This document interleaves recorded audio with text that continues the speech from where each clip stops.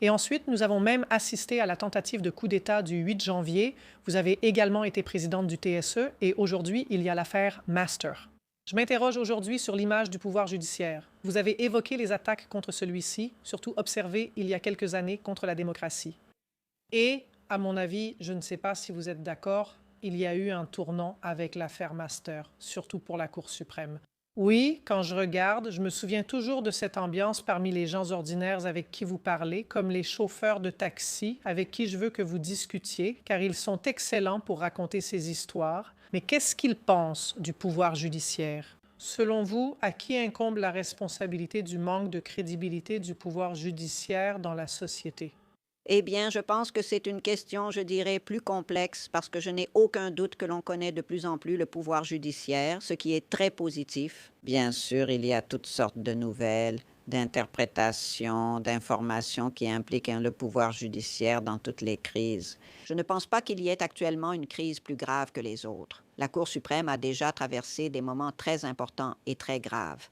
C'est aussi car nous connaissons mal l'histoire du pouvoir judiciaire. Nous avons déjà eu, tant pendant cette période de la République que dans des périodes antérieures, certains épisodes, d'ailleurs certains pas si anciens que ça, mais nous avons déjà traversé des moments très difficiles.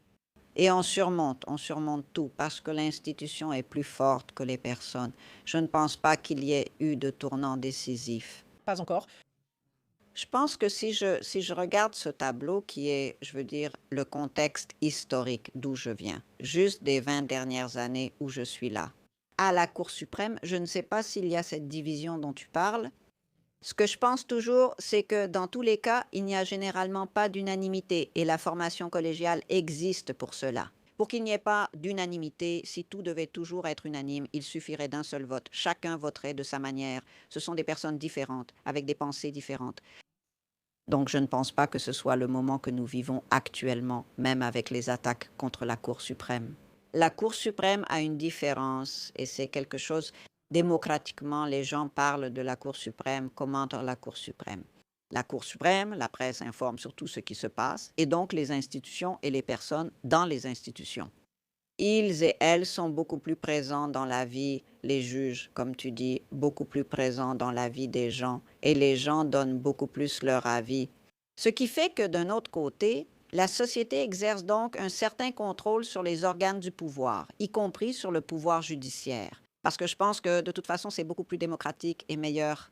Si l'interprétation est correcte ou non, ce sont les faits qui doivent le dire, vérifier. Et conclure, Et je pense que vraiment les gens aujourd'hui savent beaucoup plus sur tout.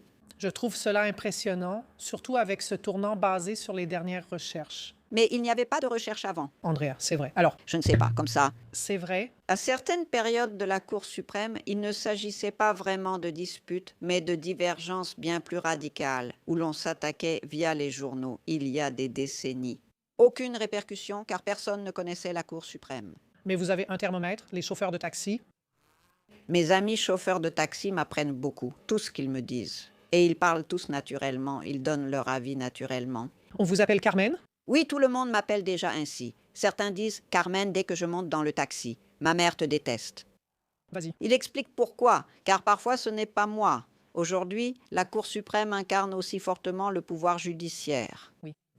Ouais, quand il parle des avantages indus, mais c'est une question très grave.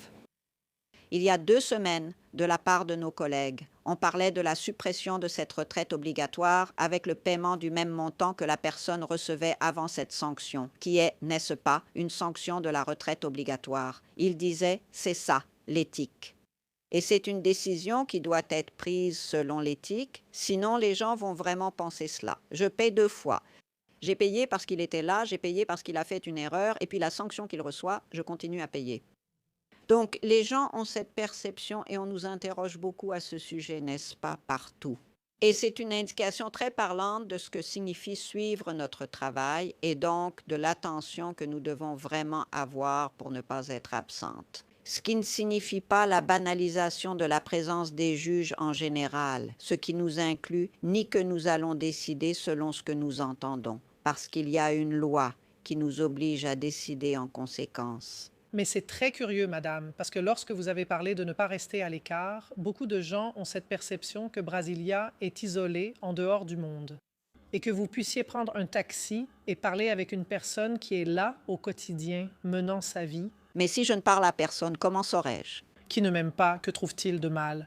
Mais ce n'est pas le cas. C'est intéressant. C'est pourquoi je parle de la perception qu'il existe une frustration envers le pouvoir judiciaire. Non, je pense que beaucoup me disent ça, oui, dans l'idée qu'ils se font de toi. Ils pensent que tu es riche. Je t'ai parlé d'une personne connue que tu connais aussi, dont le fils, en arrivant chez moi, a dit comme ça, elle est vraiment pauvre, hein, papa, alors que ce n'est pas du tout le cas. Mais je pense que dans la tête, dans l'imaginaire, oui, qui est juge, Qui est oui, il doit avoir une grande maison.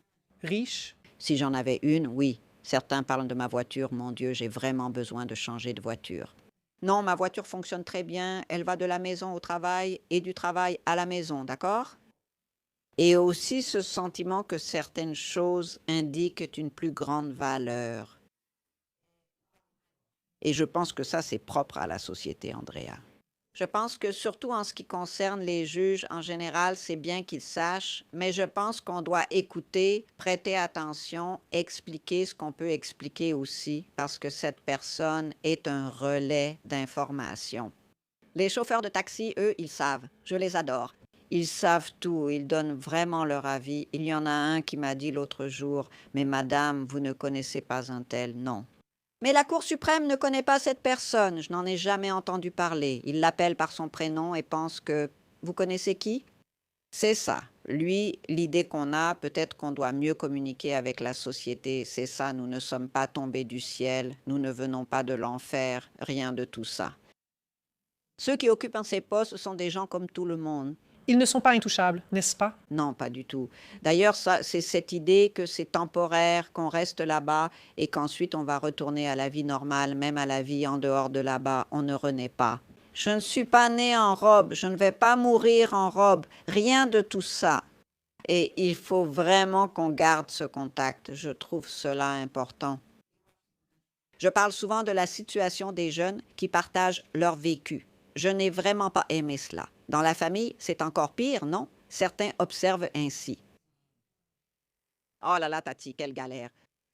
Tu sais, je suis fatiguée de moi-même. Tu n'as aucune gêne. Et je pense ça. Tout le monde en parle. Je n'ai pas du tout aimé ça. Ce que tu as fait était horrible. Non, mais c'est que la Constitution... Mais la Constitution ne change pas. Ce n'est pas moi qui la change. Mon fils. Oui, donc voilà. Oui, ce contact humain est essentiel. Et là, nous sommes exposés aux critiques. Il n'y a personne qui n'y échappe. Personne. Vraiment personne. Oui. Surtout dans les fonctions publiques. C'est ça. Aussi simple que ça. Vous faites face au défi du code d'éthique. Vous avez évoqué les avantages supplémentaires considérés comme éthiques par certains. Et la discussion sur le code d'éthique, c'est prévu pour quand, Madame la ministre? J'espère que maintenant que j'ai quitté le TSE, parce que lorsque le ministre Fachin m'a invité et m'a demandé d'assumer cette tâche de rapporteur, cela signifie rassembler les idées, articuler quelque chose et lui remettre. Pour lui donc proposer aux collègues pour qu'ils puissent en discuter avec eux. C'est son rôle. En tant que président qui s'est engagé dans une série d'activités, chaque président a ses priorités. C'est lui qui va parler avec les collègues, exposer, essayer de former un consensus. Certains discutent du moment, d'autres estiment manquer de connaissances pour donner leur avis ou savoir ce qui existe ou non. Certains pensent qu'une loi organique de la magistrature existe déjà, donc. Il n'y en aurait pas besoin. Oui, c'est à moi qu'il est revenu de rédiger les articles. Disons qu'il y a des idées exposées dans des articles spécifiques et qu'on les lui remet. Et je lui avais dit que, comme j'étais à la présidence du TSE, je préparais autant que possible les élections de 2026, ce qui est une tâche insensée. Surtout en termes de technologies absolument nouvelles, d'intelligence artificielle qui peuvent vraiment interférer et compromettre la liberté de l'électeur et de l'électrice. Et que dès que je partirai, et j'ai même anticipé mon départ, je me suis consacrée. Je me consacrerai et je veux me consacrer à livrer le maximum possible maintenant. Mais dans ce Nishana, maintenant 3 semaines, non? Ça fait déjà 3 semaines que je suis partie, je me consacre à ça. Non, ils veulent livrer bien avant ça. Pour lui, j'ai compris. Essayez ce projet de texte pour qu'il adopte ce qui lui semble approprié. Merci. Car vous avez dit que ce serait à lui de le faire, n'est-ce pas, d'articuler? Oui. Là, c'est au président. C'est lui qui va exposer, faire émerger un consensus, expliquer pourquoi. Merci. Mais une réponse, Madame la ministre? Je pense que c'est une réponse et une réponse qui, selon moi, tout en respectant les points de vue différents, je pense que c'est une réponse nécessaire pour avoir cette clarté. Merci, à propos de laquelle nous avons parlé. Clarté pour les autres, parce que nous avons bien la loi organique de la magistrature qui fixe quels sont les devoirs. La loi organique concerne la magistrature et elle n'est pas largement connue. Par conséquent, je pense qu'il n'y a pas non plus d'excès dans le code de déontologie. Et je le répète, j'écoute toujours ceux qui ont un avis différent, celles qui pensent différemment. Mais je pense que cela peut se faire s'il y a un consensus à ce sujet. Et même si ce n'est pas le cas, le ministre Fachin pense qu'il est nécessaire qu'il s'expose et que le pouvoir judiciaire, la Cour suprême, s'attribue ce code. Enfin, je pense aussi que mon devoir envers lui, envers l'institution que j'ai assumée et que je pense est compris par mes collègues, il s'agit d'offrir cette articulation. Quelles études existent? Où cela se fait dans le monde? Pourquoi? Quels sont les... Et alors? Les effets. J'allais justement poser cette question à propos du monde parce que, par exemple... Je pense qu'il n'y a pas beaucoup de pays qui en ont. J'en ai déjà trouvé plusieurs qui en ont. Et même celui de la Cour suprême américaine est récent, n'est-ce pas? Récent. C'est très récent. Et je pense que c'est ça. Le droit a son rôle à jouer pour rendre cela effectif, c'est-à-dire le droit fait en sorte que la parole devienne la vie de la personne, n'est-ce pas? Aujourd'hui, au moment où le juge, cet après-midi, a fixé, défini, conclu que la peine de quelqu'un était de 10 ans de prison, c'est sa vie pour les 10 prochaines années, ce n'est pas juste un mot. Le mot prison pour nous deux ici, mais c'est la vie de la personne. Le droit fait que le mot devient la vie. Et il y a aussi un aspect symbolique. Je pense que ce symbolisme est important à préserver dans la vie en général, et c'est aussi le rôle du droit. C'est-à-dire, lorsque vous proposez un code d'éthique, vous vous engagez donc à ce qui peut même figurer dans la loi organique de la magistrature. Mais lorsque l'on détaille, que l'on précise et que l'on répète, que l'on réitère, qu'on le reformule dans les termes actuels, je pense que c'est possible. Le ministre Fachin a raison à ce sujet et vraiment, je pense qu'il n'y a pas d'excès. En disant toujours qu'il va écouter et qu'après tout ce qui sera entendu et la convergence qu'il parviendra à construire, c'est cela qui mènera au résultat. Le symbolique compte. Certains aspects de la loi sur la magistrature peuvent être utilisés. Sont déjà dans la loi. Organique. Plusieurs des points qui sont aujourd'hui considérés dans certains codes comme faisant partie de leur code de déontologie respectif, précisément parce qu'ils ne les avaient pas, nous les avons.